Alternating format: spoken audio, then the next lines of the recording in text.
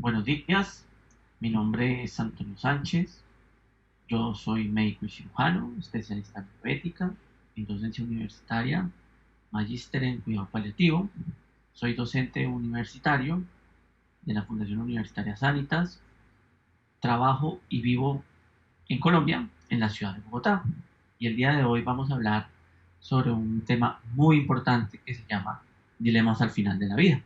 Vamos a hacer énfasis en diferentes situaciones y en diferentes dudas que ustedes como pacientes tienen al momento de encarar o de hablar con su equipo médico. Quiero dejar claro que no tengo ningún conflicto de interés al dar esta charla con alguna sociedad científica, empresarial, educativa o religiosa. Por lo tanto, el tema que vamos a abordar lo vamos a abordar de una manera muy neutra y el objetivo principal es aclarar dudas y mitos con respecto a estos temas.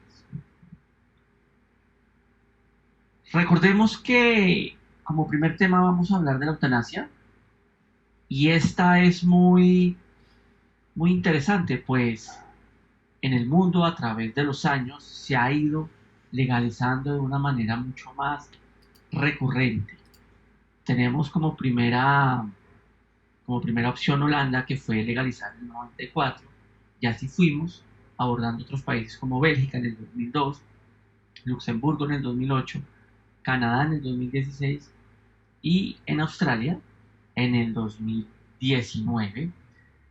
Cada día, cada año, más países van acogiendo la eutanasia como otra alternativa médica a solicitud del paciente. Diferentes medios, como por ejemplo tenemos la BBC Mundo, que es un diario muy reconocido a nivel mundial, han realizado artículos con respecto a este tema. Entonces, hubo uno en el 2012 donde se nombraba que la legalización de la eutanasia no incrementa muertes. Esto es algo que si bien a los grupos que están en contra de este tema eh, creen que es mentira, la verdad es que bajo la literatura científica, bajo los reportes, no se ha incrementado el número de muertes gracias a que hoy en el mundo existen más accesibilidad a los cuidados paliativos.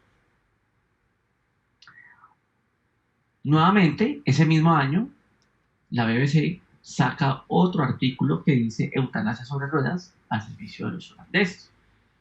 Es un artículo muy interesante y es un abordaje, digámoslo, que tiene otra visión, y es que ya este procedimiento no se hace en una institución hospitalaria o en alguna clínica privada, sino el procedimiento se hace en la casa.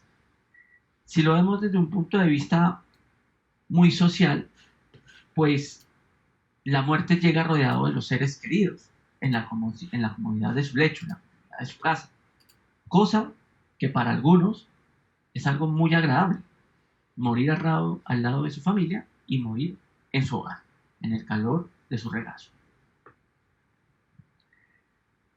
Muchos médicos están a favor, como otros están en contra. Son posturas absolutamente respetables y tienen fundamentos muy válidos. Sin embargo, traigo este artículo del diario del País, en donde un doctor Nobel de Medicina eligió la eutanasia para morir. Él padecía una enfermedad oncológica terminal y en su sano juicio la solicitó y se le realizó. Entonces, son posturas. Él estaba a favor y llevó a cabo esta solicitud, como hay otros colegas que no están a favor. Pero para hablar de eutanasia, debemos conocer la definición de eutanasia. Y entonces, se trata de la conducta intencionalmente dirigida a terminar con la vida de una persona que tiene una enfermedad grave e irreversible, por razones compasivas y en un contexto médico. Existen muchas definiciones, sin embargo, esta es una de las definiciones más completas que hay en la literatura, desde mi perspectiva, y nos lleva a analizar de que la eutanasia tiene un objetivo, y es terminar con la vida del paciente. Sin embargo, es solicitada por el mismo paciente, más no por la familia, como veremos a continuación. Para que podamos llamar eutanasia a la eutanasia, necesariamente debe tener los siguientes componentes. Son 3 componentes esenciales los de la eutanasia. Primero, una situación biológica, la cual debe ser terminal o incurable, sin que sea necesario que los 2 elementos se den al mismo tiempo. Segundo, una persona autónoma, en este caso es el paciente, quien es la persona que logra tomar decisiones propias, vive su situación como insoportable, haciendo un juicio de su propia vida y que por ello realiza solicitudes expresas de forma frecuente para poner fin a esta situación. Y tercero, una acción o cooperación, que es de una tercera persona que ocasiona la muerte del paciente. Esto lo llamamos una causalidad. En este caso, en el tercer paso, la realiza el médico o el profesional en medicina. Es importante que dentro de la situación biológica varía la definición en cada país. Como yo soy de Colombia, en Colombia la situación biológica es aplicable a la terminalidad de la persona y la terminalidad la medimos en que el paciente tiene una sobrevida máxima de 6 meses. ¿Y cómo lo hacemos? Mediante unas escalas que utilizan los profesionales de la salud. Al solicitar la eutanasia a un paciente, según el país, deben existir unas garantías del derecho fundamental a morir dignamente. Y estas son la autonomía del paciente, la celeridad, la oportunidad y la imparcialidad. Cumpliendo todos estos derechos, todas estas garantías que tienen los pacientes que la solicitan, se podría llevar a cabo el procedimiento. Hay una serie de recomendaciones sobre los procesos de evaluación que garanticen que el paciente tiene la capacidad de solicitar la aplicación de la eutanasia. Primero, debe existir una condición clínica. Esa condición clínica debe ser muy especial. Si hablamos de un paciente con cáncer, ese paciente debe tener una enfermedad avanzada que ha progresado y que su pronóstico vital, o sea, de vida, no es mayor a 6 meses, a lo que llamamos terminalidad, como lo vimos en la diapositiva anterior. Segundo, debe tener una evaluación del sufrimiento. Este sufrimiento a veces es un poco difícil de medir, porque el sufrimiento puede ser subjetivo u objetivo. Subjetivo como lo percibe el examinador y objetivo como lo percibe el propio paciente. Entonces, esta es una de las partes un poco más difícil de evaluar en todo el contexto clínico, pues se necesita de mucha empatía entre el profesional de la salud y su paciente. Tercero, inexistencias de alternativas de tratamiento o cuidado razonable. Cuando ya no hay una opción terapéutica curativa, nos indica que la enfermedad está ya en una fase avanzada y por ende es candidato al cuidado paliativo. Este cuidado paliativo es una de las alternativas al tratamiento del paciente que tiene una enfermedad sin posibilidad de curación. Sin embargo, existen pacientes que hacen uso de su derecho a la autonomía en donde rechazan la aplicabilidad de los cuidados paliativos y deciden de una u otra forma que el mejor camino es la eutanasia. Vuelvo y hago énfasis. Esto es algo muy respetable y es una decisión muy propia de los pacientes. Sin embargo, uno como profesional siempre les aconseja agotar los recursos que tiene a su alrededor y a su mano, buscando lograr unos objetivos reales, adecuados y aceptables, en donde se le garantice un confort, una dignidad y un buen control sintomático. Si agotasen o si no se presentasen estas respuestas, Ya el paciente tendría algo más de criterio para decir si desea o no desea solicitar el acto de eutanasia. Cuarto, persistencia de la solicitud explícita. Esto es algo muy importante desde el punto de vista del paciente médico, y es que el paciente debe ser reiterativo, recurrente y frecuente ante la solicitud del proceso eutanásico. Todos los días solicitarlo, en cualquier momento solicitarlo, nos trata de señalar que el paciente está muy convencido del procedimiento como tal. Obviamente, tiene que tener un concepto por un equipo psiquiátrico en donde se evalúe que el paciente es apto para tomar decisiones y que no es una decisión fundamentada en un duelo, en una depresión o en alguna idea fundamentada que se pueda manejar. Quinto, evaluación de la capacidad de decidir. Aquí es donde observamos y valoramos uno de los principios éticos que se llama la autonomía, en donde el paciente toma la decisión conociendo las consecuencias de esa decisión o a lo que lo puede llevar esa decisión, que al final será el proceso de muerte. Entonces se valora si él es capaz, si tiene las características, si su juicio, introspección están conservados, al igual que su raciocinio para poder tomar tal paso.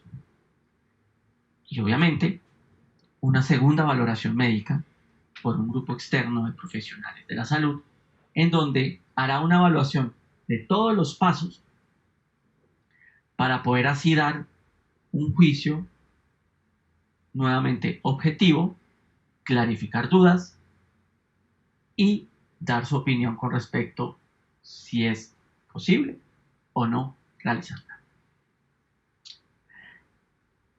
Es muy importante que usted como paciente, si desea realizarla, su solicitud sea frecuente y recurrente.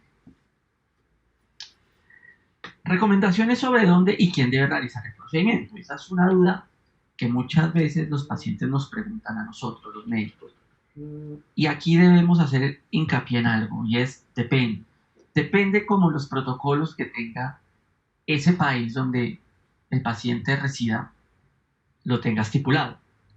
Hay protocolos que informan que puede ser tanto en el domicilio, digámoslo como en el caso de Holanda, como en el ámbito hospitalario o como una institución de cuidado crónico.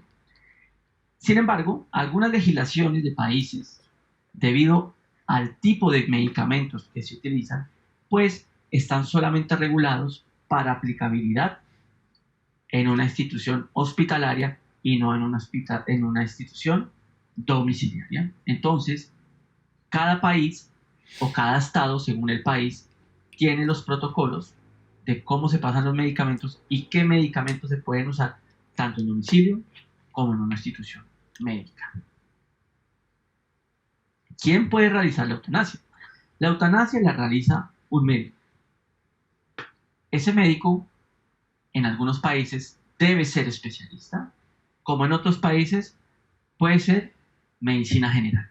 Ya depende de la ley que tenga cada país. Como es un tema tan controversial, es un tema que tiene tanto tabú, también está la religión. La religión tiene una visión también con respecto a esta situación, y es que para las religiones proféticas, la vida es una propiedad divina y como tal mantiene su valor incluso en medio de sufrimiento. Estar sometido a un sufrimiento, por más intenso que sea, no justifica el darse la muerte a sí mismo o solicitarla a otro, porque el sufrimiento no es una experiencia estéril, sino que tiene un valor místico e incluso expiatorio, como algunas veces algunos pacientes me lo han comentado a mí, y esto es absolutamente respetable. Tanto el suicidio como la eutanasia son equiparables al asesinato en vista de una religión profética, incluso si la intención de quien da la muerte es meramente compasiva. El precepto divino no matarás, no hace distinciones en virtud de la intencionalidad. Entonces, el tema de eutanasia y religión no es que sean muy afines y no es que sean muy amigos, pero esto es lo que hace que la decisión sea muy personal y que ese paciente haga una introspección, haga un análisis y sopese qué es lo mejor para él. Si realizarla, si no realizarla, en fin, es algo muy personal que no debe tener una coacción.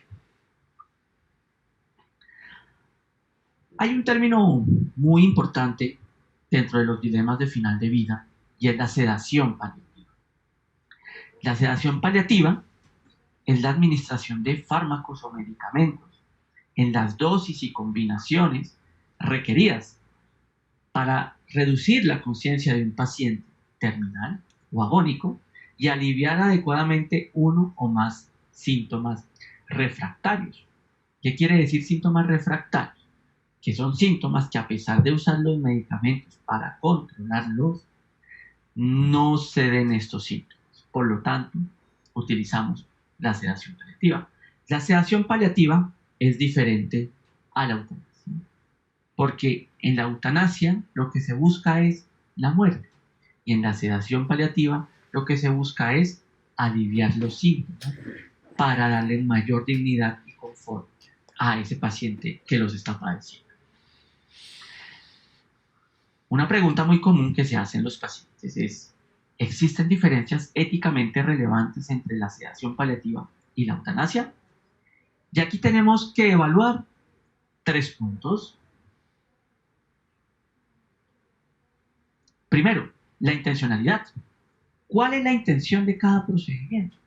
Como les dije anteriormente, en la sedación es aliviar el sufrimiento y en la eutanasia es producir la muerte para liberar del sufrimiento.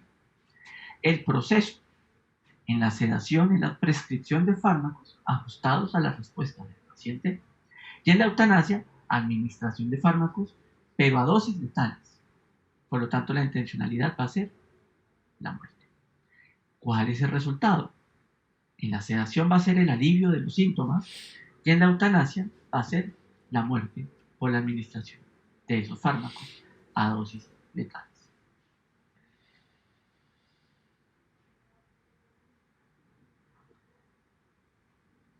Sin embargo, abordemos un poco más porque es un tema muy importante en nuestra sociedad moderna y es saber las características diferenciales entre una sedación paliativa y una eutanasia. Por ejemplo, en la sedación paliativa, los profesionales son quienes plantean esta actuación. En la eutanasia, ningún profesional la plantea. El que la plantea es el paciente. En la sedación paliativa, el tratamiento está clínicamente indicado, que es aliviar los síntomas. En la eutanasia, no, porque esos síntomas se pueden controlar. Las personas afectadas, pacientes o sus representantes, plantean esta actuación, no, la plantea el equipo médico en el caso de la sedación paliativa. En el caso de la eutanasia, solo la plantea el paciente. La familia no lo puede plantear. ¿Se necesita un consentimiento para esta situación? Sí, para las dos. Para la sedación paliativa y para la eutanasia se necesita el consentimiento dando la autorización y vía libre. En caso de que el paciente esté agónico, por ejemplo, en la sedación paliativa, la familia puede dar la autorización para iniciar este proceso. La deliberación con las personas afectadas, con el paciente o con sus representantes sobre la forma de realizar. Aquí, en las dos la respuesta es sí. ¿Por qué? Porque la sedación paliativa se puede hacer también en el domicilio, en un hospicio o en una institución hospitalaria. La eutanasia, según el país, se puede realizar en una institución hospitalaria o se puede realizar en el domicilio, ya dependiendo de la reglamentación de cada país. ¿Hay relación con la muerte? En la sedación paliativa, lo que se busca es el alivio, disminuir el estado de conciencia. En la eutanasia, está en debate según los diferentes países, pero desde mi perspectiva, como la eutanasia causa la muerte y es solicitada para acabar con la vida, sí está en relación. ¿Es aceptable ética y jurídicamente? La sedación paliativa sí es aceptable ética y jurídicamente en la mayoría de países del mundo. Jurídicamente también. Sin embargo, la eutanasia es aceptable éticamente, sí, pero legalmente no en algunos países. Países que está aceptada, por ejemplo Canadá, sí es jurídicamente legal. Entonces, ahí no habría ningún problema, por ejemplo.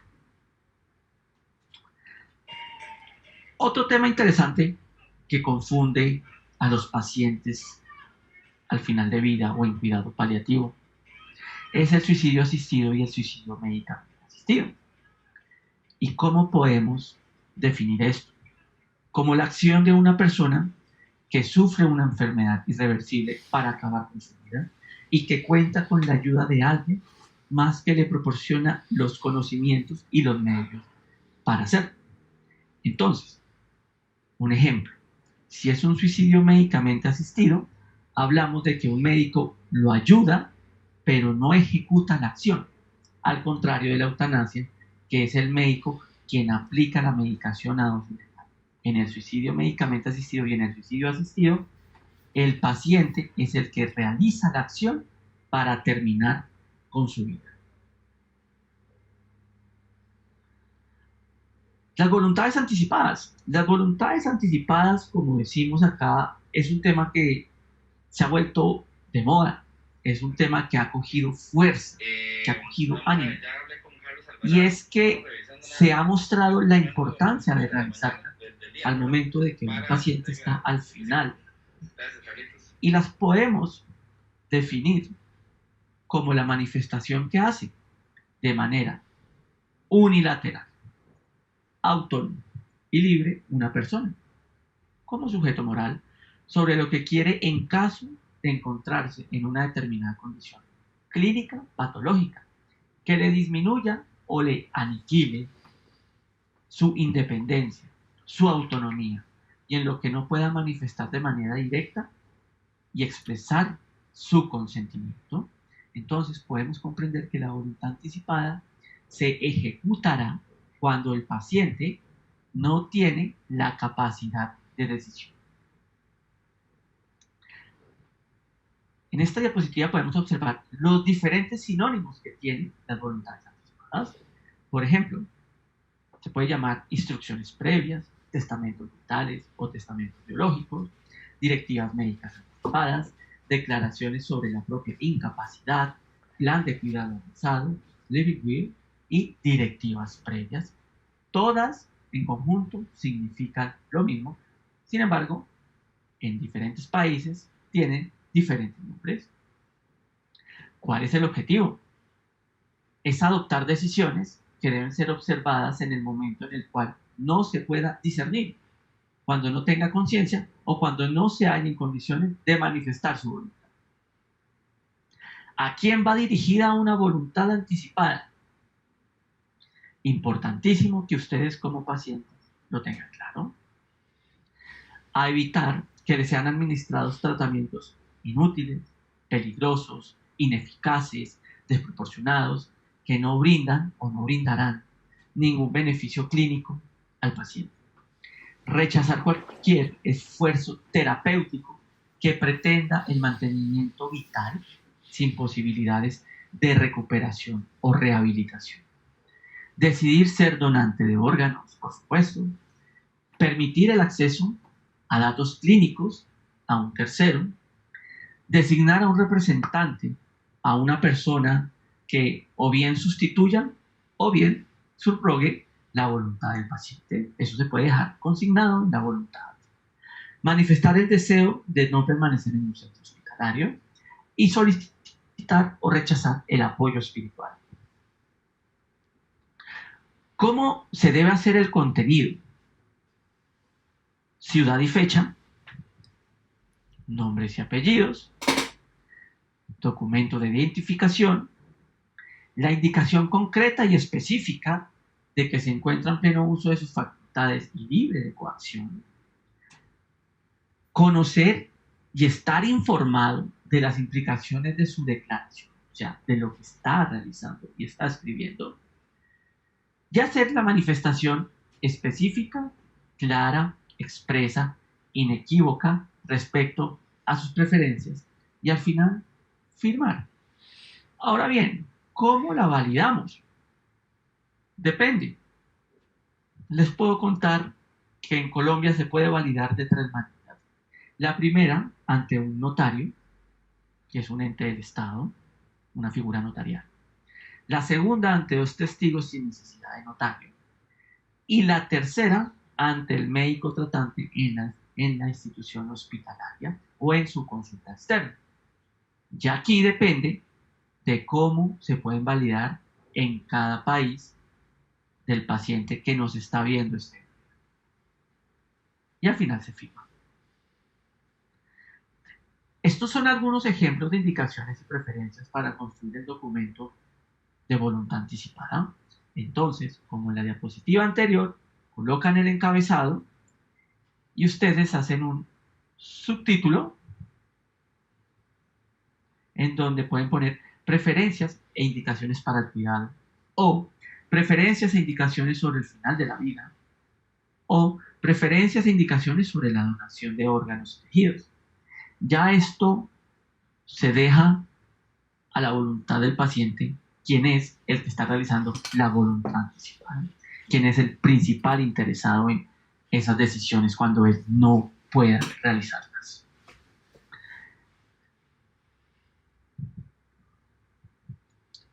Llegando al final de nuestra charla, podemos concluir lo siguiente. La eutanasia es un acto de solicitud personal, la cual debe ser dada sin coacción y con convicción. La eutanasia, para que pueda ser realizada, debe estar legalizada en el país.